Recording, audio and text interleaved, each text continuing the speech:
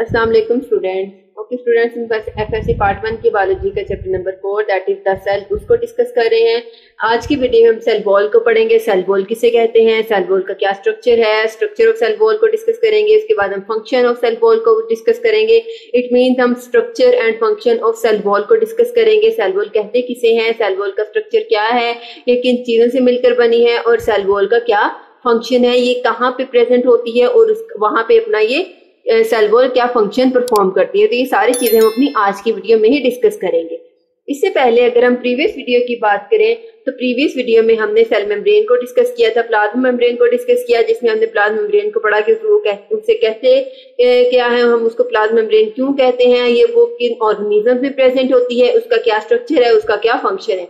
तो वो सारी चीजें हमने प्रीवियस वीडियो में पढ़ी। अगर आपने प्लाज्मा मेम्ब्रेन वाली वीडियो नहीं देखी तो इस वीडियो का लिंक मैं ऊपर आई के बटन पे शो कर रही हूँ, वहां पे जाके इस वीडियो को देख सकते हैं।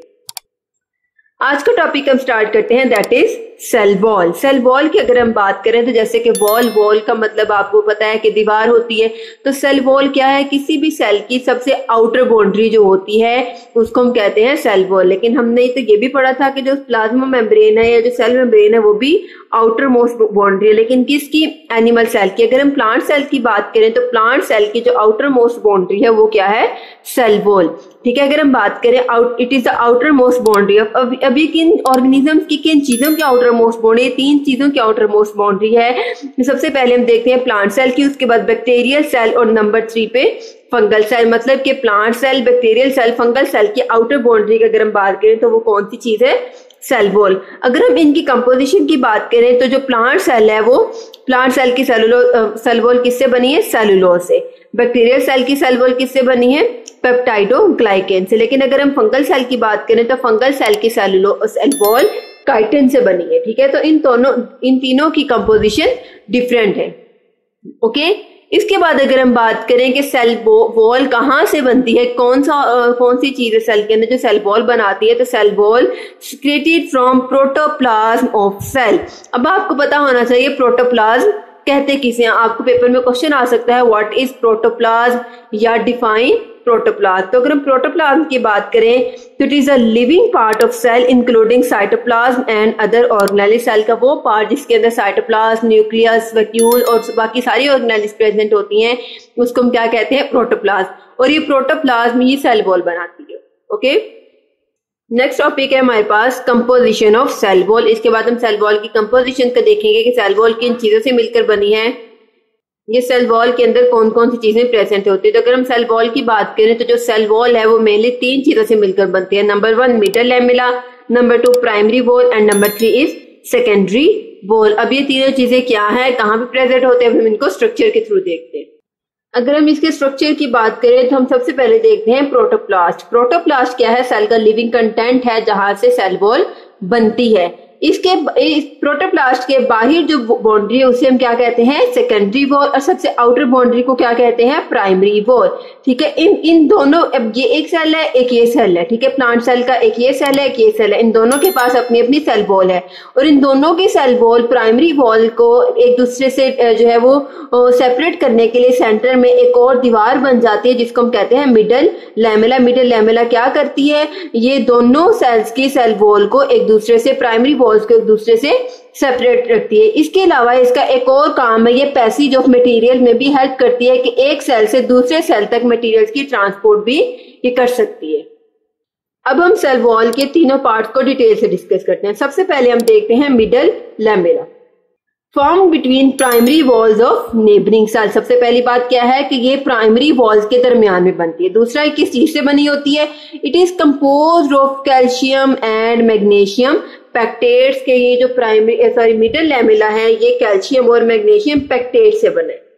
सेकेंड जो है हमारे पास वॉल, वो क्या है, प्राइमरी वॉल। प्राइमरी वॉल किससे मिलकर बनी है, it is composed of cellulose, pectin and hemicellulose. और ये एक थिन वॉल है, एक पतली दीवार है, इतनी मोटी नहीं है। It develops in newly growing cell, जो सेल नहीं बन रहे होते हैं उसके अंदर ये प्राइमरी वॉल डिवेलप हो जाती है, बन जाती है। उसके बाद अगर हम बात करें सेकेंडरी वॉल की, तो जो सेकेंडरी वॉल है वो प्राइमरी वॉल से थिक वॉल है। क्यों थिक वॉल है, क्योंकि इसकी कंपोजिशन में ज्यादा चीजें इन्वॉल्व होती हैं, ज्यादा केमिकल्स इन्वॉल्व होते हैं, तो इसकी वजह से ये एक थिक वॉल है और ये सेल को सपोर्ट भी देती है। It is composed of inorganic salts, silica, waxes, cutin and lignin. किन चीजों से मिलकर बनी है? इनऑर्गेनिक साल्ट से, silica, waxes, cutin and lignin. तो इन चीजों से मिलकर सेकेंडरी वॉल बने। तो इस वजह से क्या है, ये एक थिक वॉल है, ये इसकी थिकनेस प्राइमरी वॉल से ज्यादा होती है। उसके बाद अगर हम बात करें प्रोकैरियोटिक सेल्स की, तो प्रोकैरियोटिक सेल जैसे कि हमने अभी देखा, जो बैक्टीरियल सेल है वो किस चीज से उनकी सेल वॉल बनी? पेप्टाइडोग्लाइकेन से। क्योंकि उनकी सेल वॉल में सेलुलोज नहीं होता, तो उनकी सेल वॉल किस चीज से मिलकर बनती है? पेप्टाइडोग्लाइकेन और म्यूरेन। नेक्स्ट है हमारे पास फंक्शंस ऑफ सेल वॉल। अब हम देखते हैं सेल वॉल का क्या फंक्शन है। तो सबसे पहले अगर हम देखें तो cell wall provide shape to cell, cell को शेप देती है, उसको उसका स्ट्रक्चर देती है। इट कीप सेल रिजिड रखती है, ताकि उसमें से जो है वो मटेरियल्स की मूवमेंट, मटेरियल जो है वो बाहर ना निकल सके।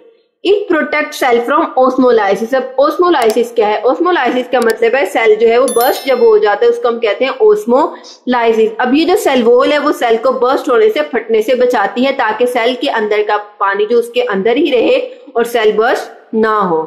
It provide support to the cell. इसके अलावा ये क्या करती है? सेल को सपोर्ट भी प्रोवाइड करती है, ताकि सेल अपनी जगह पे जो है वो रिजिड रहे, अपनी जगह पे रहे।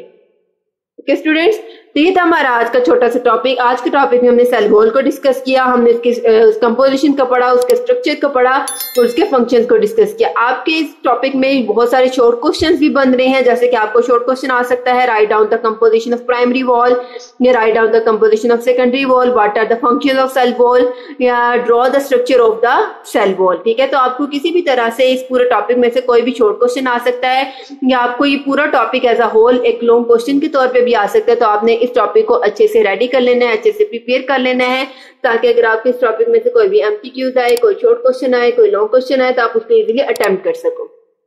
ओके स्टूडेंट्स, अगर आपको इस वीडियो में कोई भी कंफ्यूजन हो या किसी चीज की समझ ना आए तो कमेंट सेक्शन में जरूर पूछिए। और अगर आपको मेरी वीडियो अच्छी लगे तो चैनल को लाइक करें, सब्सक्राइब करें, साथ ही बेल आइकन के बटन को प्रेस करें, इससे आपको मेरी हर वीडियो का नोटिफिकेशन सबसे पहले देखने को मिलेगा। ओके स्टूडेंट्स, अल्लाह हाफिज।